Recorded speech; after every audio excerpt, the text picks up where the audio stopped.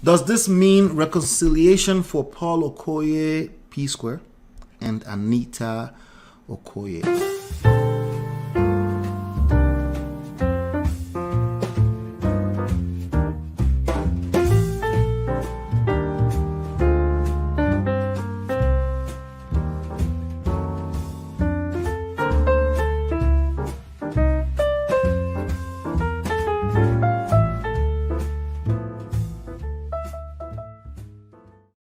All right, so there's this, obviously in the last 1 week or so. Right. It doesn't matter when this news comes out because this is not the news channel. Right.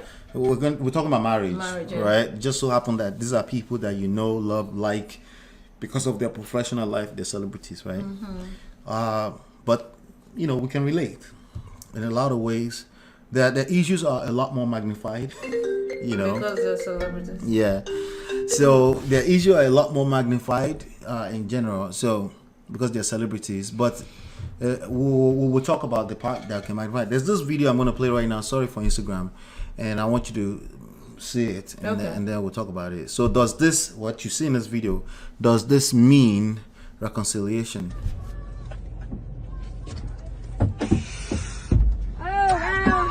Hi. Papa! How are you? Good.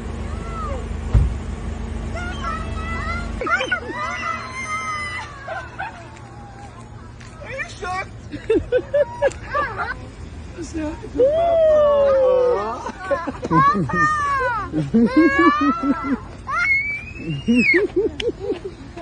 Anita.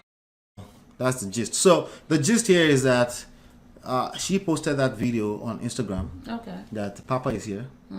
Just 1 week ago, there's news all over the place that they are filing for divorce. She filed for divorce. She's asking for $15,000 in alimony every month. Okay, and people were talking about that. Is that too much? Or why is she asking for $15,000? For me, that's not a lot. By the way, that's not a lot of money for their lifestyle. But even if they live in Nigeria, it's not a lot of money. Right. So now she posted this video today, and people are saying, "Is this reconciliation?" You know, one of our friends posted this, and I saw it. Okay. And she was asking if. Then she also made some point there that she talks to a lot of married couples, that wives that are struggling in their marriages, and before you know it, after 2 days after they complain that they're struggling, they're posting anniversary pictures and celebrating and all that kind of stuff. Right. So, and I thought that was interesting, you know. That's why I wanted to bring this up, and let's see if we can talk about it. This, what you just see, is just them being cordial as parents, That's what I say. They could be separated, right? or they are being cordial. So it's a little bit too ideal for people. Is that what's going on? It's too ideal Because it most must people, be fight most tooth people and are nail nasty. Okay, most with people their separation. will drag their spouse and make a fool out of each other, and that's why people are surprised and people are thinking this might be reconciliation. We might be wrong, but I feel like that could be a separation. But you know, they're just being cordial with the kids. Right. I mean, I think there's multiple lessons in all of it. At the end of the day, I think there's multiple lessons. I would say, and the lessons that people should really pick out of this is not them in particular, right? But look at the ideal situation. Can you make that happen for yourself? Is it possible for you to, you know, to be in that kind of cordial place with even a wife that has asked for divorce? Can you do that? If you can't do that, what does that mean in terms of your life? Does it mean, hey, I don't care? You know, people use children, right? They use children to punish each other. Yep.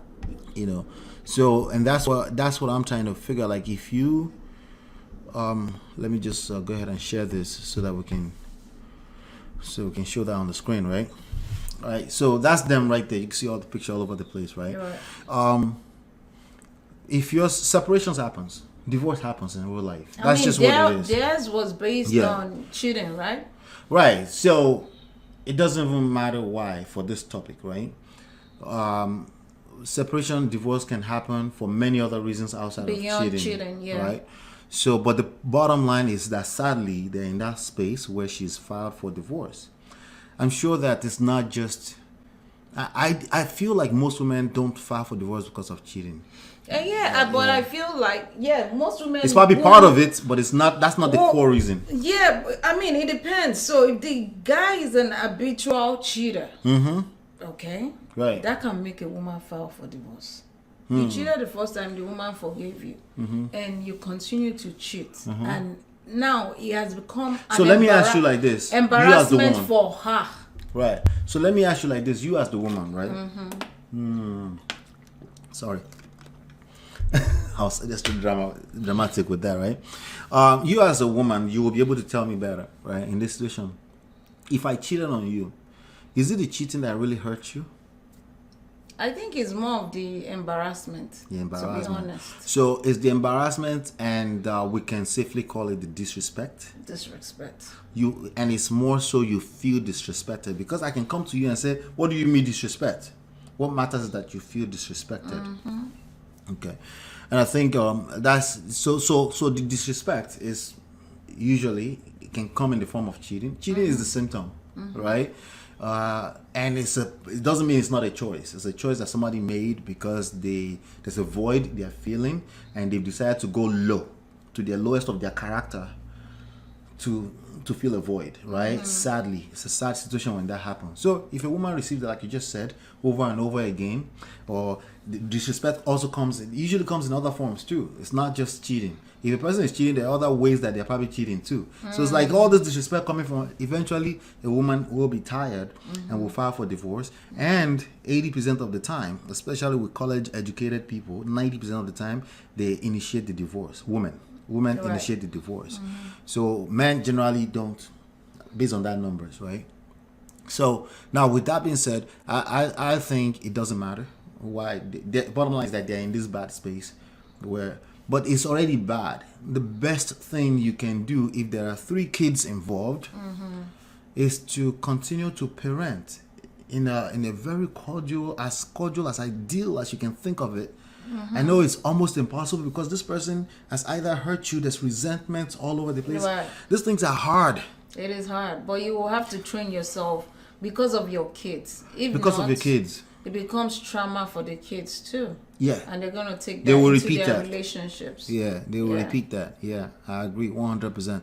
So that's why I feel like this story is interesting, because if 1 week later and they're posting, it's like almost like people are expecting like, she shouldn't be posting it. No, she could post it. She could. A lot of time when women, not women, even anybody, it could be women or men, but mostly women, when they file for divorce, they've already gone through the process of crying. They've already gone through the process of healing. They've basically concluded that, you know what, for me to have a sane mind over time, right? That is best for me to, at least for now. And if a woman asks you, exactly, for now, because when a woman asks you for divorce or separation, or she said, I need space, it's just how she feels right now. By the way, you don't want to make that more of a big deal than it is, right? It's not really a big deal. The big deal is what happened in the underlying of the relationship, right? Before she got into that space. Whatever is happening there, you could even claim that it's a childhood trauma. You could say it's not your fault. Whatever that is the big deal. And if you don't find what that thing is, that marriage, you can kiss it goodbye for life. Right. You know? Or even worse, your relationship with the mother of your kids, you can kiss that goodbye for life. That's even worse, in my opinion. Some people put marriage on a pedestal, like it's a thing without the relationship. It's useless. In the modern age, it's useless. Okay, important. Maybe in the 1960s in the Middle East, maybe it's just a duty. It's no more a duty, you know. So that's what I find fascinating about this. Unfortunately, the stories you hear about marriages are this negative news, you know, and we're gonna try to not bring up so much negative news. Right. We want to talk about some nice stuff, but also we're trying to solve real problems. Right. So, but we can also learn from this kind of lessons. I think what she posted today, they're still married. She just filed for divorce. I think it's a beautiful thing, right? Even if it's at the least level that, they're cordial. Even if that's the message, that's a beautiful message. Even if they never get married ever again, that's a beautiful message. Anything else you want to share on that bit? No? Yeah. We're good on that? Yes. We're praying for them? We're praying for all of them. They're going to be all right?